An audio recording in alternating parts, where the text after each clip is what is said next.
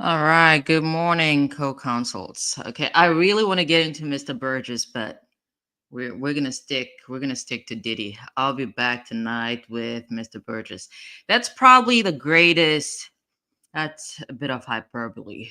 That was good cross-examination from the defense. That was really good cross-examination. Anyways, let us recap day 6 of Big Government v. Sean Diddy. All right. So yesterday, three witnesses took the stand. Prosecution capped off Don Richard's testimony, and then they had Cassie's former best friend testify, and then they left off with David James, who's a former assistant to Diddy. There's really an aspect of Don's testimony that I want to focus on, but we'll see if we have time after this, and then I'll come back to it. Okay, but a quick recap. Okay, so Don Richard. She testified that after she witnessed Diddy's violent behavior, she told Cassie she would leave or she should leave. Richard said she did not intervene out of fear for her own safety. So we're definitely going to focus on Don a little bit. Dawn further testified that she did not immediately talk about the alleged abuse that she had witnessed because Diddy and Harvey PA, the former president of Bad Boy Records, told her not to. Okay. Apparently, they had a lot of. I suppose if they do control your career to some extent, I suppose they'll have power over you. Okay. Um, and then apparently she was asked what made her speak out, and she pointed to Cassie. Uh, Rashard or Don testified further that she often saw Diddy taking drugs, including weed, ketamine, cocaine. She did not see him take any opiates, apparently. What's up, Big Brooklyn? Brooklyn, listen, I don't want to get distracted, but yesterday when I watched Mr. Burgess' testimony, I was yelling and screaming. I'll be back tonight, though. That was good cross examination. You can obviously hear how excited I am. But let's move on. Let's move on. Okay, so apparently Don saw Diddy often take drugs. I suppose people just be taking. Listen, if there's a lesson out of this Diddy trial, it's not do drugs. Don't do drugs. Okay. Okay, and then Dawn testified that she heard Diddy discuss Ventura's career with her. During those conversations, Diddy would sometimes turn violent towards Cassie, but he'd usually say Cassie's career would progress on his timeline. Uh, Dawn testified that she saw Cassie at different times with injuries on her face. What's up, Allie?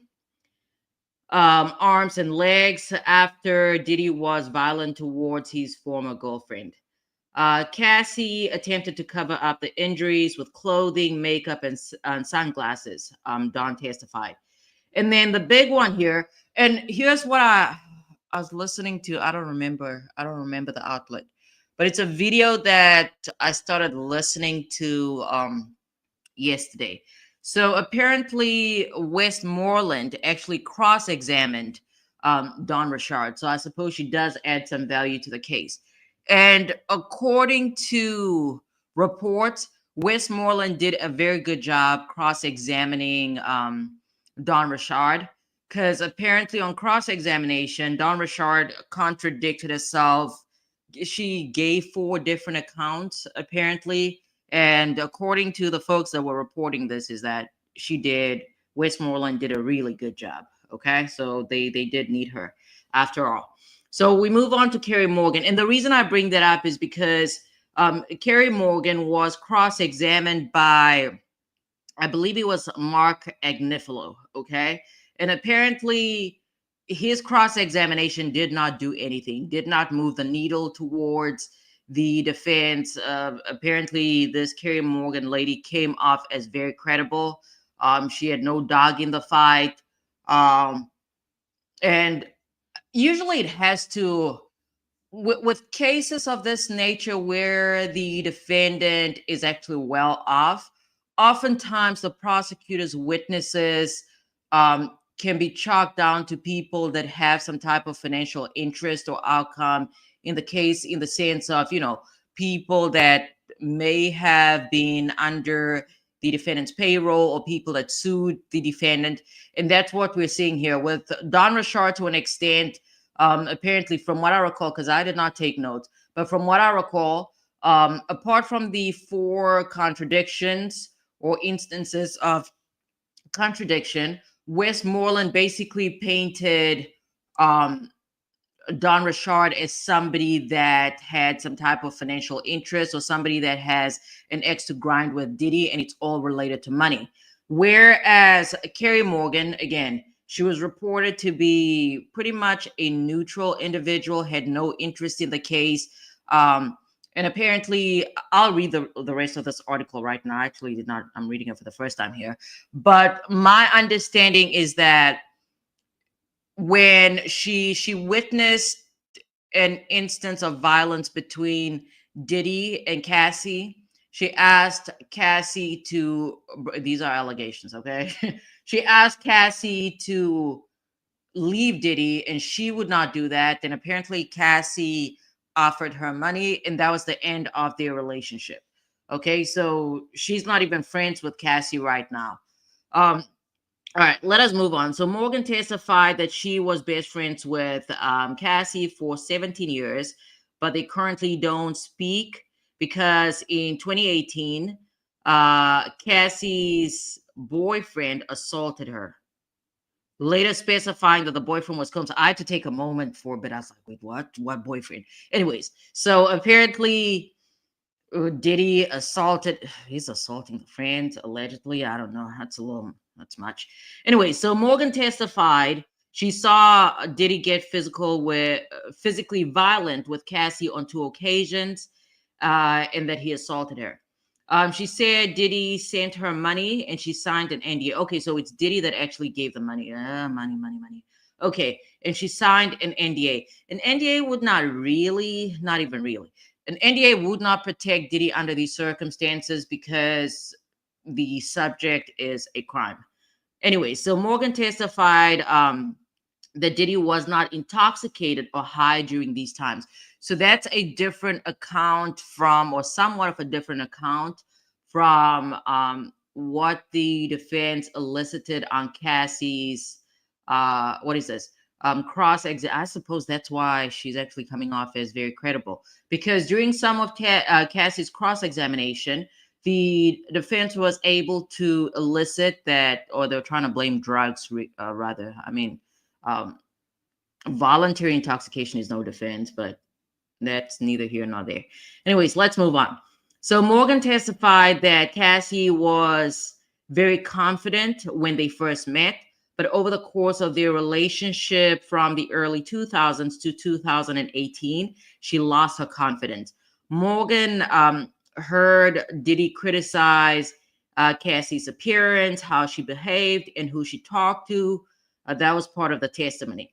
The Morgan testified that she encouraged Cassie to speak to the police the day of the 2016 hotel incident.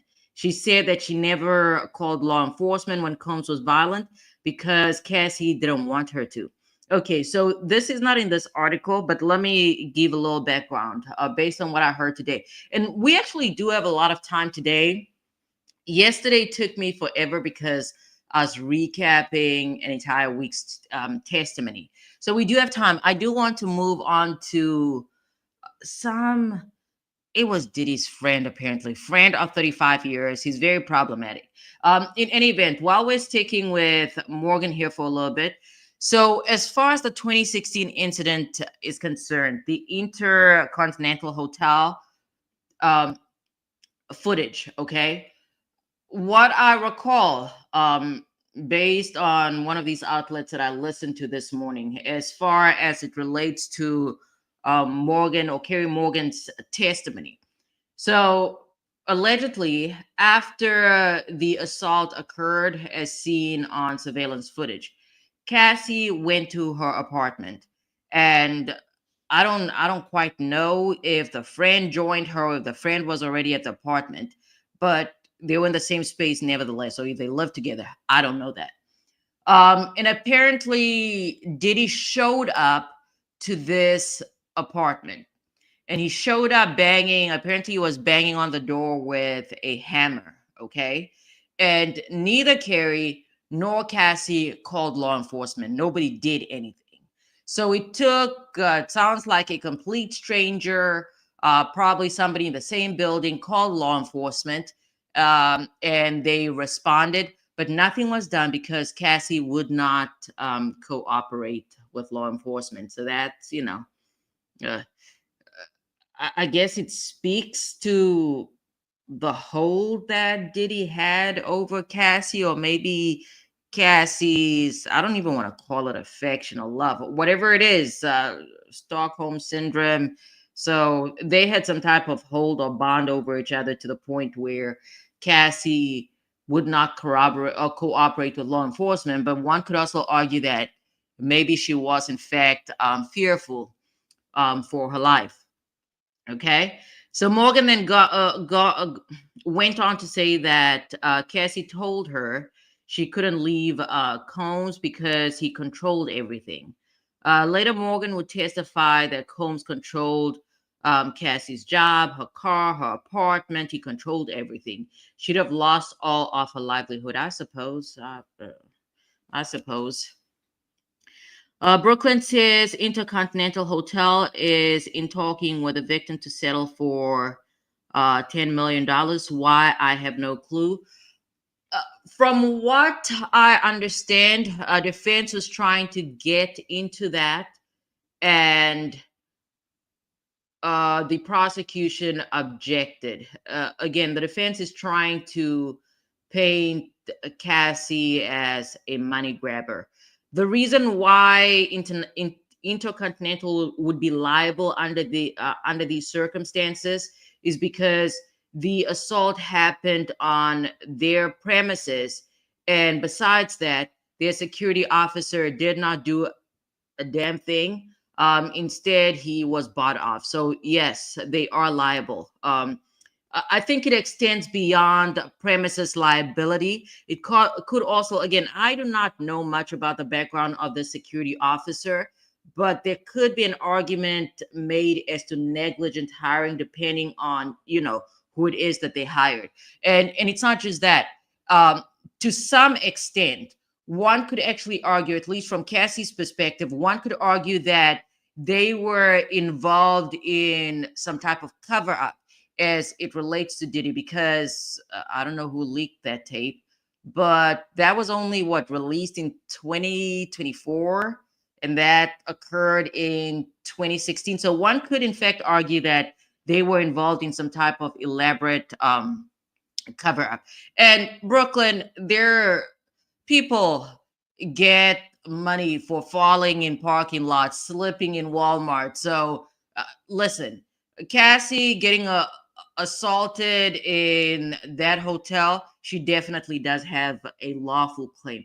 I'm not, as far as statute of liability though. That was 2016. I don't know. Let's move on. So let us move on to Mr. David James. Okay, so this is a former assistant to Diddy. So James said he was with Diddy every day he was working and traveled around the world with him. James testified that Combs security staffers often told him to stay in my lane. Okay, so apparently he had to mind his own business, especially if he was asking too many questions. James said he recalled a conversation he had with Cassie where she said to him, "Man, this lifestyle is crazy." I don't know that that really means anything. Anyways, let's move on. He said he agreed and suggested she leave. He testified, "I can't. I can't get out," Cassie told him, according to James. She told him that Diddy controlled her music career, paid for her apartment, and gave her an allowance. And then James' testimony will continue today. It's I'm interested, or I'm curious to find out what that cross examination is going to sound like, because This is somebody that worked for Diddy. How did that relationship end? Was he fired? If he was fired, then the defense is going to argue that, uh, you know, that's a reason why he's testifying against Diddy because he was fired. He's unhappy, and the like. Okay, so let us move on. David James, who is this is a different article though. Okay, we're just gonna read it. So David James, an assistant for Sean Diddy Combs, recalled a second conversation he had with Cassie Ventura when they shared a cab to the Sundance Film Festival. James said Ventura was super happy about an album that she was working. I said it before. I said it yesterday. I don't know Cassie's music. I have no clue. I don't remember. uh, Maybe I'm not really into R&B. Maybe her genre was R&B, but I'm not into R&B. I have no memory of this woman's music. I remember again the half shaven head. That's all I really remember about Cassie from back in the day. Anyways, so James said Ventura was super happy about an album she was working on. I do not remember that album coming out, he testified. He also described a time when a business associate asked Combs about Porter and Ventura. Oh, I guess they were talking about Kim. Combs said Kim was doing well and described her as his queen. Okay.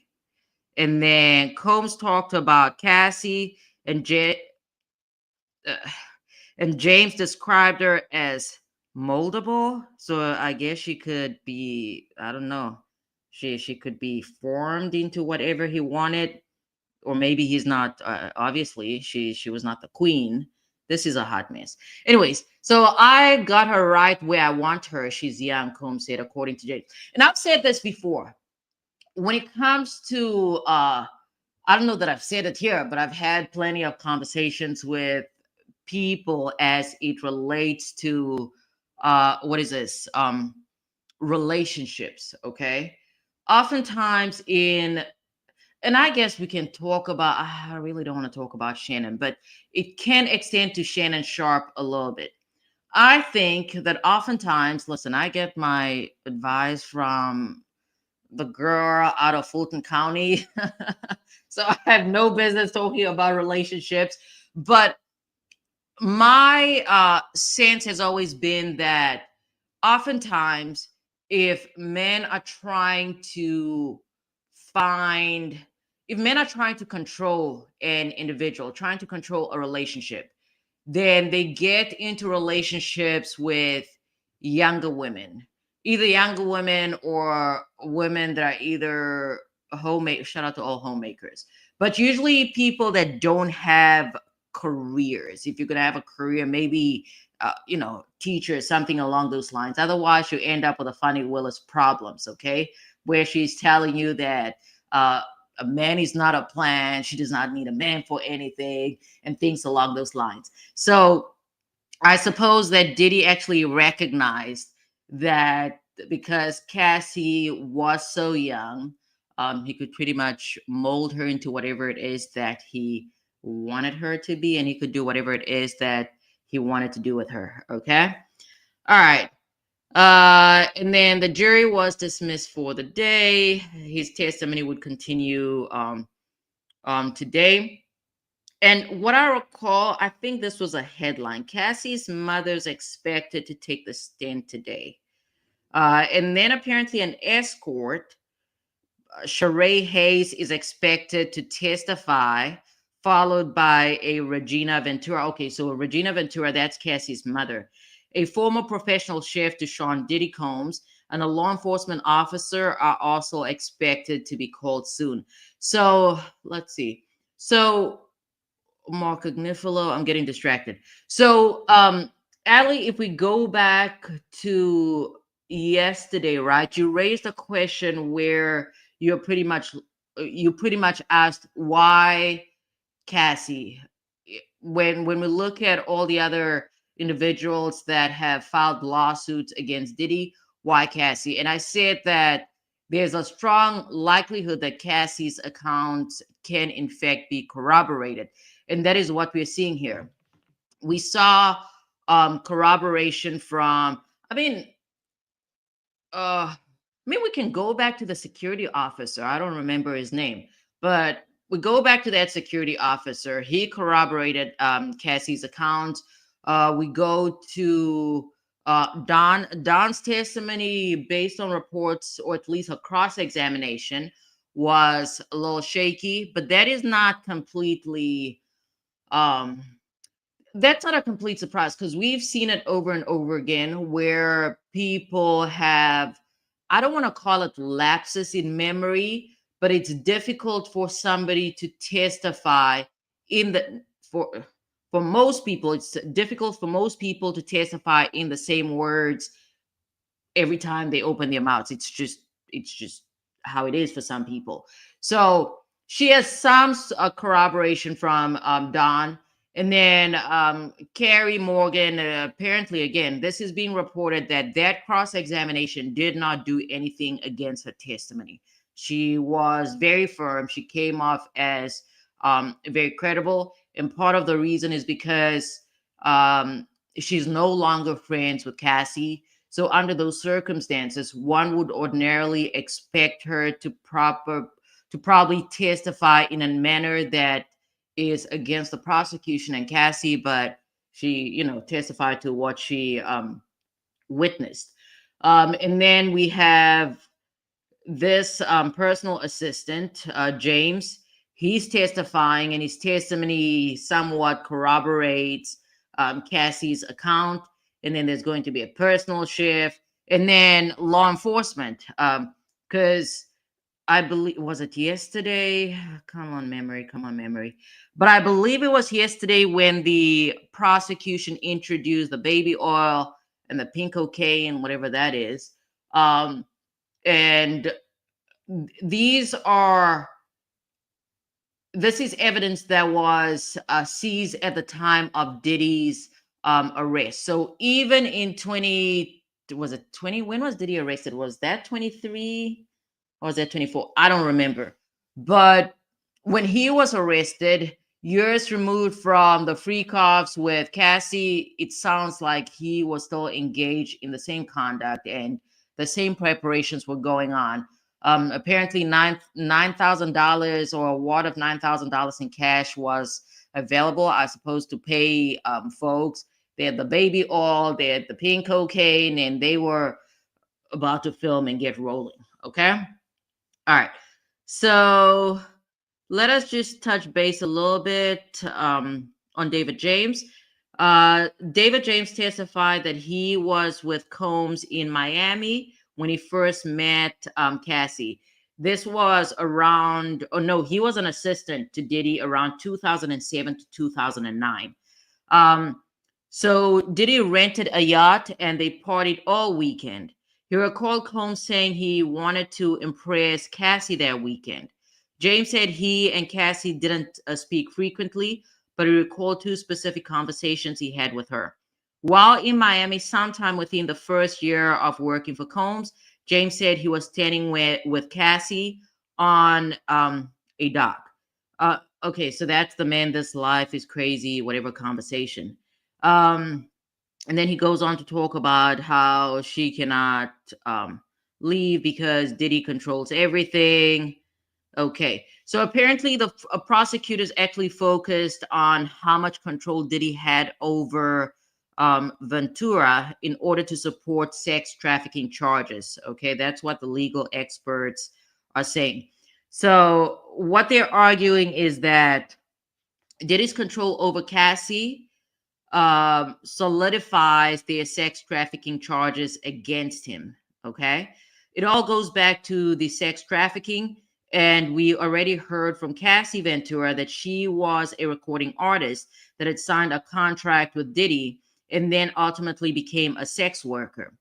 And that means when you look at those charges of sex trafficking, it's force, coercion, and violence. Some folks have been saying there's no coercion. They're saying it's just domestic violence. I take no real position. What I do have to do is I have to go back to that. I have to go back to the indictment to see what the actual allegations are. Anyways, that's why they're talking. This is a legal analyst, okay? He or she says that's why they're talking about the violence, and the level of control continues to solidify those specific charges against Combs. So Ventura signed a 10 album contract with Diddy's label, Bad Boy Records, at the beginning of her career, and has testified that the music mogul had control over various aspects of her life. Okay, and then Combs' assistant. I hate the way that they report this stuff because it's very choppy. Anyways, let us move on. I quickly want to get into. We're halfway here. I quickly want to talk a little bit about Don, because this is probably the most. Let me not classify it as the most disturbing allegations as they relate to Diddy, because I suppose the physical acts of violence against Cassie, one could actually argue that that was more disturbing. But I have real concerns here. Okay, let's get into this article a little bit, and hopefully, we have enough time where we can switch over to Diddy's friend. I'm not really into. I've not really I don't follow celebrities like that. Okay, I don't know who's doing what. I don't know their adventures. I don't know who they hang out with. I don't know their friends. But I did listen to part of an interview with Diddy's friend of 35 years, and I thought the account was, it could potentially be problematic. Not for Diddy, but in listening to this friend. Hopefully, we have enough time to get into that. But let's quickly move on to Don. Okay, this is a part of it. I've not read this article before, but I think it is going to lead me to where I'm trying to get to. Okay. Um, so Dawn Richard, as we know, she testified. Okay, so part of her testimony is that he would punch her, choke her, drag her, slap her in the mouth, and then she personally witnessed Combs frequently unleash against then girlfriend Cassie Ventura. She testified that I saw him kick her, punch her in the stomach. Uh, and then apparently she told the Bad Boy Record founder's sex trafficking trial at the start of its second week. Richard was on the stand for about 2.5 hours on Monday. Asked by the assistant U.S. attorney what she did about the abuse against Ventura by her then boyfriend and record label boss, Richard rather quietly admitted Monday morning that she had not done much. Okay. She said, I made a decision that it would be best for the safety of myself to not interfere because I did not think that she was ready to do anything. Rashad responded before the judge and the jury in the Manhattan courtroom, noting that the Me and You singer uh, not too subtly told Rashad that this was the price of doing business with Diddy. And I suppose for Dawn as well, she sounds like she was under sounds like she was being controlled by Diddy too, because wasn't she signed to him? In any event, still in a pivotal role as an actual witness to Combs' alleged violence and abuse, Rashad recollected to the jury of a 2010 incident in an LA restaurant. I think this is the most disturbing part, um, as it relates to what we've heard from Don. Okay. So, a 2010 incident in an LA restaurant where the defendant popped Ventura straight in the face after the singer spoke about the beatings he delivered. After the punch, Combs told Ventura to shut the fuck up. Rashard said that the beating continued in the car on the way home after the dinner. Rashard also told the court that, along with herself, Ventura and Combs, others at the dinner were Usher, rapper Neo, and then Interscope CEO Jimmy Lovine. Under a short across it, that to me, why that is problematic is because Diddy, if this is true, if we are to believe what Don is saying, Diddy had the ability to beat Cassie in front of all these men and women.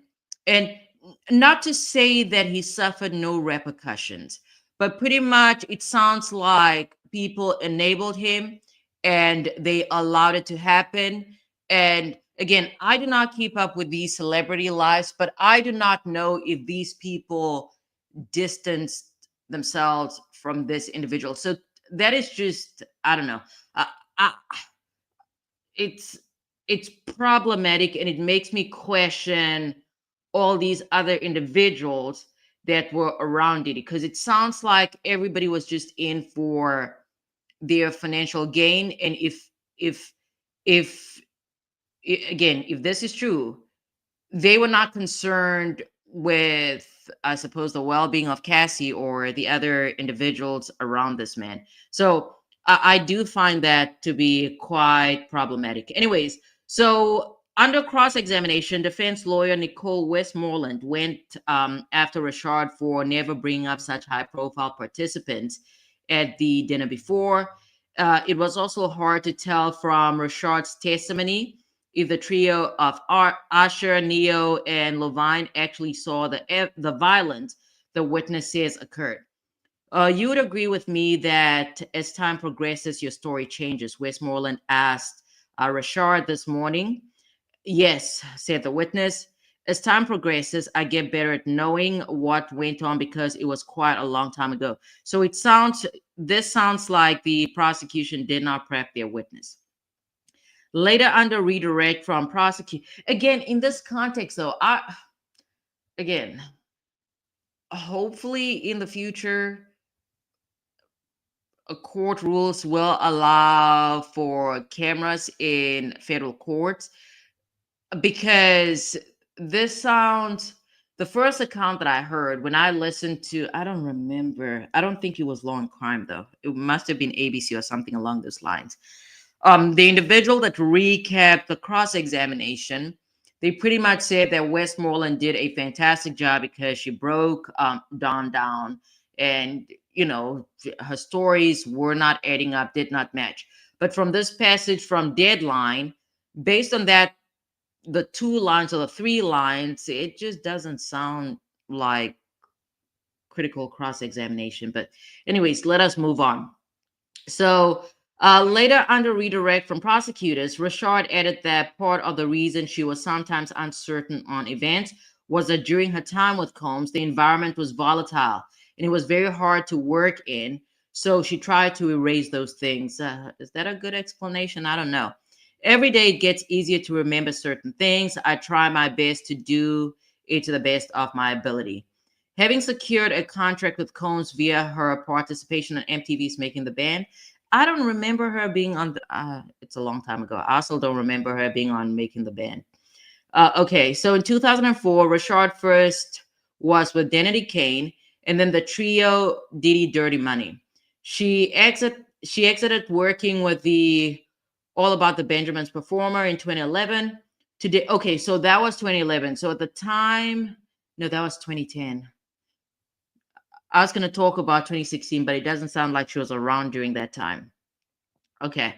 Let's move on. So today in the witness box, Richard said she had reached out to Combs subsequently about getting Diddy money back together, or dirty money back together, but it was for fellow singer Kalani Harper, who had fallen on rough times. Okay, so again, money, money, money. Both singers appeared on Diddy's 2023 Grammy nominated The Love album Off the Grid. Richard filed an ongoing civil lawsuit of her own against Combs late last year. In the suit, which has proven a complication during the criminal trial, Richard claims, ooh, hold on. Okay, I was not prepared for this.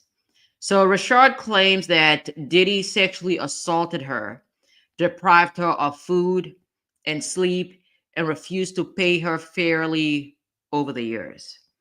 Okay, the reason why I paused there is let me see. I wonder if the prosecution redirected on that, right?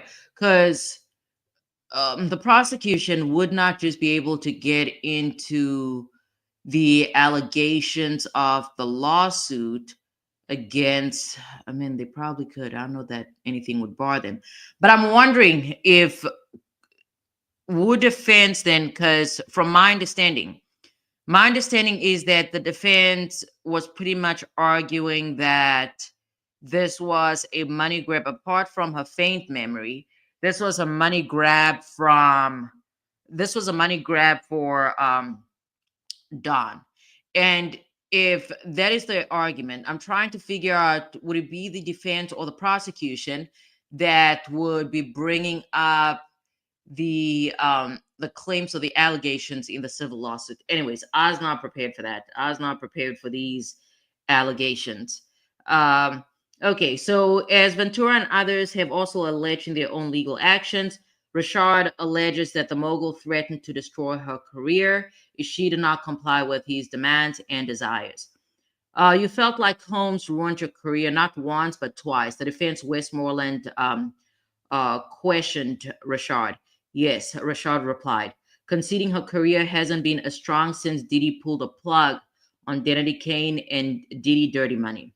In regards to her own lawsuit, Richard tried to refute the defense contention that she wanted a lot of money.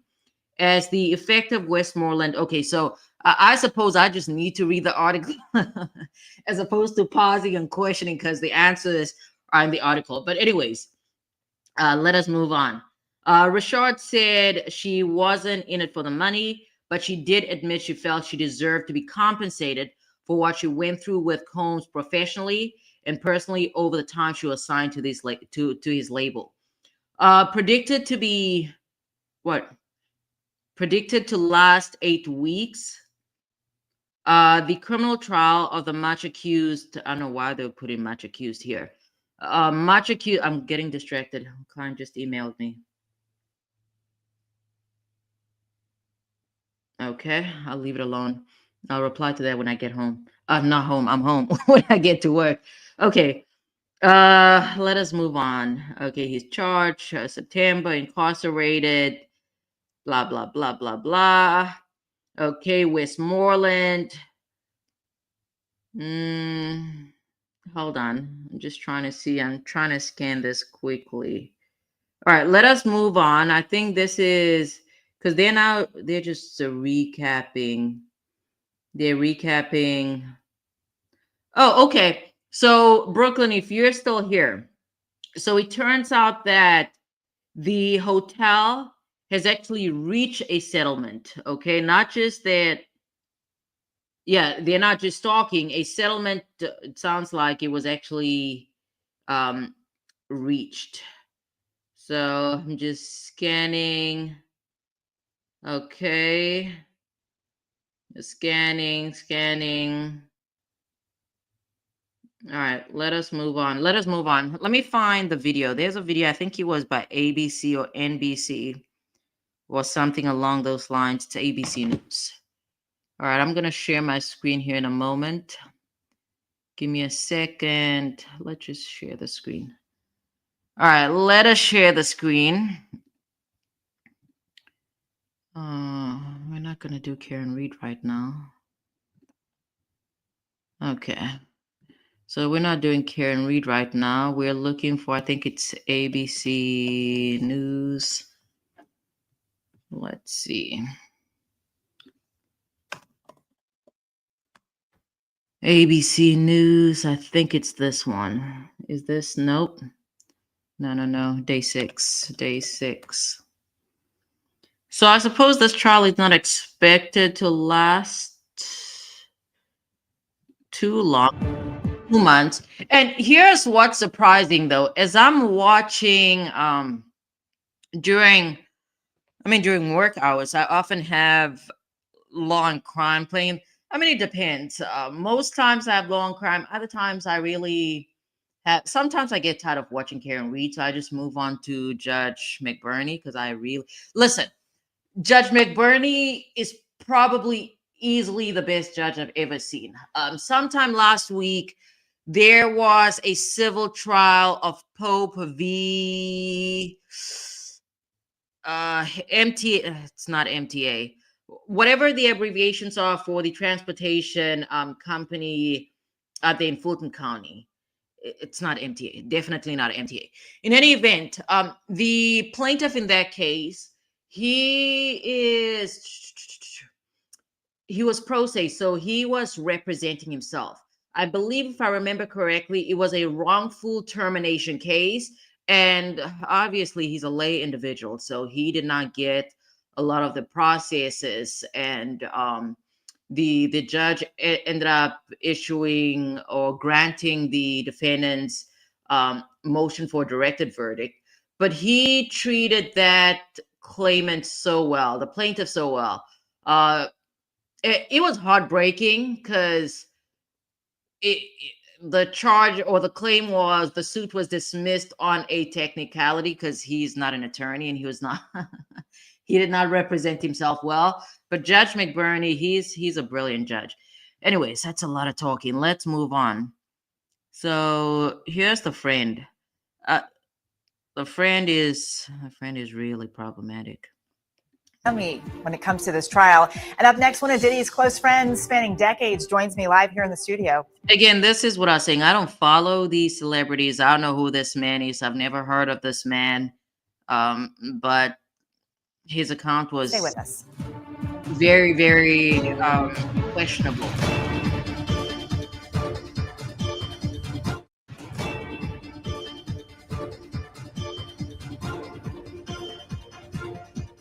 Okay. Welcome back. You are watching Burden of Proof, the case against Diddy. Tonight, a glimpse into Sean Combs' inner circle as the hip-hop mogul faces sex trafficking and racketeering conspiracy charges, all of which he has denied.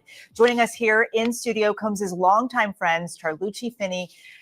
You have known Combs for 35 plus years. You got your sweatshirt on. We've seen you in the sweatshirt a lot. Free Puff. Yes. You've been sitting in the courtroom.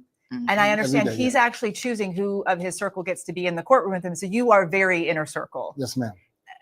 Who is the Sean Combs that you know? I don't know. Now that I'm looking at this, I guess it does sound like if things go according to plan, he might be getting a cut. That's my interpretation of things. Okay. No. Oh man, funny, kind, creative, just a visionary. He's a dad, he's a son, he's an uncle, he's a cousin, and he's my brother, he's my friend. So many people not standing by his side in this moment. Why have you chosen to stay there? I didn't have a choice. That's my brother, and I'm going to ride with him. I have to ask you, he's charged with racketeering, conspiracy, and sex trafficking. He's pleaded not guilty. Does that sound like the friend that you know? Absolutely not. Do you think he did those things? Absolutely not. You seem pretty confident of that. Why are you so confident of that? Because that's not who he is. Those are allegations, right? And they have to prove the allegations. They have to prove that. I've seen nothing, and no one else seen that. The only thing you're hearing about is domestic violence. You're not hearing anything about sex trafficking. That's where I take issue with his statements, right? And it's not just it's not just him. Whatever his name is, I forgot already. I don't know that I'll hear from this man again. It's him and other people. They're pretty much chalking this down to it's just domestic violence. There's nothing else to it. And I mean, domestic violence is a big deal. Or at least you're not hearing nothing. I'm waiting for what I'm waiting for. I'm waiting for the government to show us everything that they promised us. When I mean us, I'm talking about the viewers, friends, family. You said he did all these hellacious and crazy things. I want to see it. Let's talk about some of what we heard in court. We've heard that testimony from Cassie, a lot about how he's controlled her life. Did you know him to be a controlling man? Not really. I mean, he's pretty fair. This man is so problematic. Apparently, he's pretty fair. Then it sounds like you actually do not know the man, sir. I mean, the choosing the nail polish and the clothes and the when you're in the music business, right? And you're creative and you're an executive producer, you can't just have your artists just running out, just any way they want to look. It's a look they have to have, right? She has to be clean. Her nails have to be done. Her hair has to be, it's a certain style you give the artist. If Bad Boy had a certain type of style that the artist They represented Bad Boy. Where was the line between artist and his girlfriend? I don't.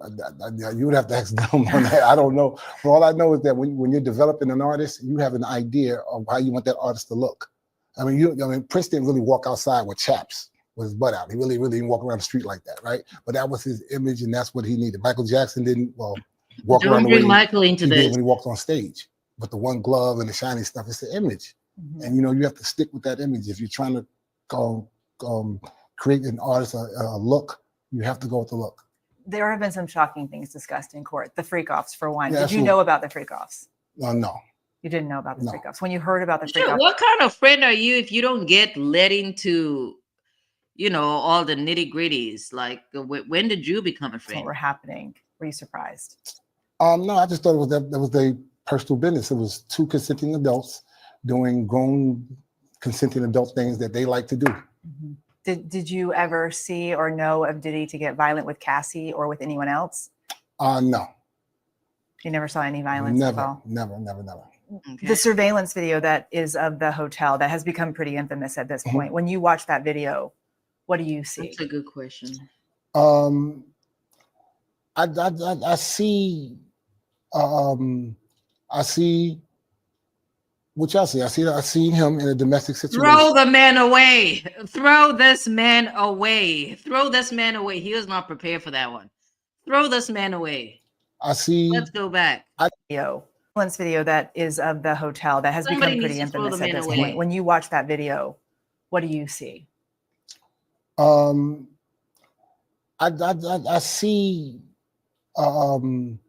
see what y'all see. I seen him in a domestic situation with a girlfriend. And That's not normal. it wasn't good. It's never good. It's never good for a man to put a hand on a woman or a woman to put a hand on a man. Everybody should keep their hands to themselves. But that's domestic, and that's Hands and reproductive organs. not what he's being charged with. He's being charged with sex trafficking, racketeering, and prostitution. I want to stick to that's what I want to talk about. I don't want to talk about that because that's. So Cassie testified Throw the man away. that was the one time she tried to leave a freak off. The defense has said she was free to go. Do you think she was free to leave? Yes, I agree with the defense. They know more than I would know. That's not my area of expertise. But looking What's at your it area of and expertise? understanding and hearing the testimonies, yes, I agree with them. The drug addiction, the drug use, did you know about that? No, I did not. Did you hear about the overdose? Did you have any idea? Never. I mean, how are you a friend of 35 years and cannot, unless this man has been on drugs for every time you've been with him, or I don't know. Let me leave it alone. Never heard about that. You guys are pretty close. I mean, Yeah. 35 years. Yeah, but certain things, you don't tell your closest people everything. You tell them some things, but you don't tell them everything because there's a life, then there's a private life, and that was his private life, and that was their private life, and they shared that moment amongst them too. I have to ask you because people. Throw the man away. Throw this man away. People have noticed you and Sean Combs exchanging looks in the courtroom. Yes. What are the looks about? He's telling me, don't worry about him. He's okay. He's focused. He's selfless. So he's concerned about how I feel, how his sister feel, how his mom feel, how his kids feel. He's telling everybody, be calm. I don't want y'all all upset. He's in jail worrying about us. Because you've been walking. Listen, and this is from the Breakfast Club. I do listen to the Breakfast Club every once in a while. Was it beginning of the year? I don't remember. Let me try and find the video before I'm out here spreading rumors. Yeah, let me try and find the video. His Hold on. family in every day. Yes. Are you going to be there What tomorrow? was the question? He's telling everybody, be calm. I don't want y'all all upset. He's in jail worrying about us. Because you've been walking his family in every day. Yes. Are you going to be there tomorrow? I'm gonna be there every day. Every day till the trial's over. Yes, ma'am. Well, thank you so much for coming here today. Thank you Oh, for is having that me. it? Coming up, Cassie Ventura's former best friend, Carrie Morgan, takes the stand. And there was a lot of interest in her on. Okay, I'll let this play out. Line. What we know about her and why she says she had a falling out with Cassie when we Okay. come back.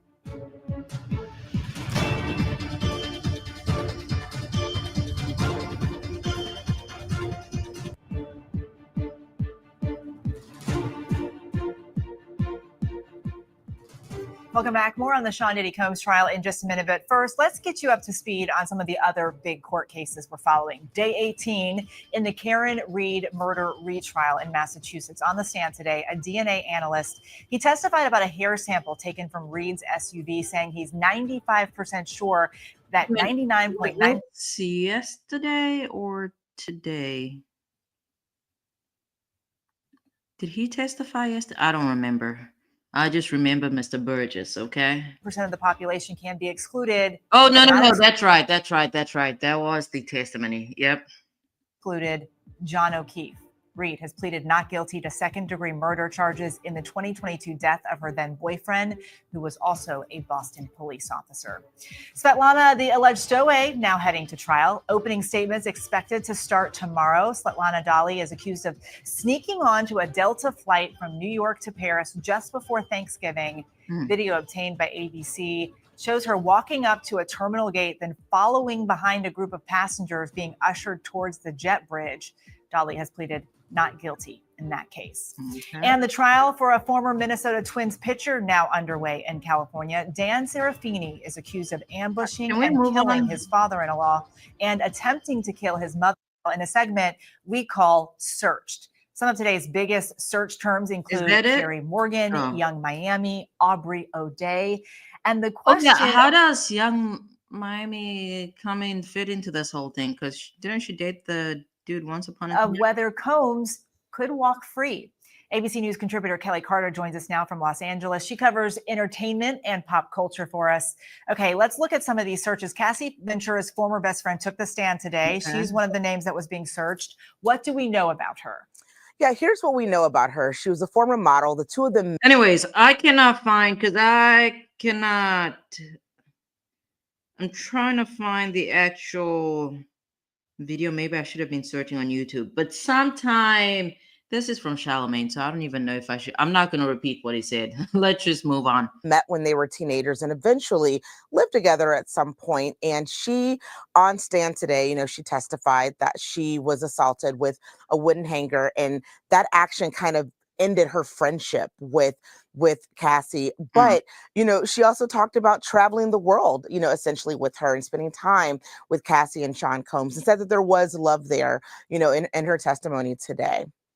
Carisha Brownlee, aka Young Miami, coming up in a lot of searches. Why is everyone so interested in her relationship with Combs? Yeah, Young Miami, who's a city girl, and she dated Sean Combs, and not only dated him, but had a podcast on his network, Revolt Network. And in the first podcast that she had, she sat down and interviewed him about their relationship. My guess is that podcast segment is probably going way up with the numbers right now, because people are looking for clues or looking for anything that maybe the two of them would have given in their relationship that might somehow, some way shed a little bit of light about how he operates inside of relationships. Okay. Another search we're seeing, Aubrey O'Day. Will she testify?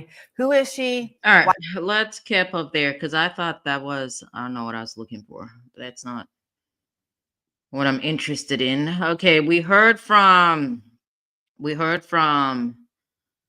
Puffy's friend, and I suppose I'll be back tonight. We need to get into Mr. Burgess. Unless something really crazy happens in Karen Reed today, I do not know that anybody can top the cross-examination of Mr. Burgess.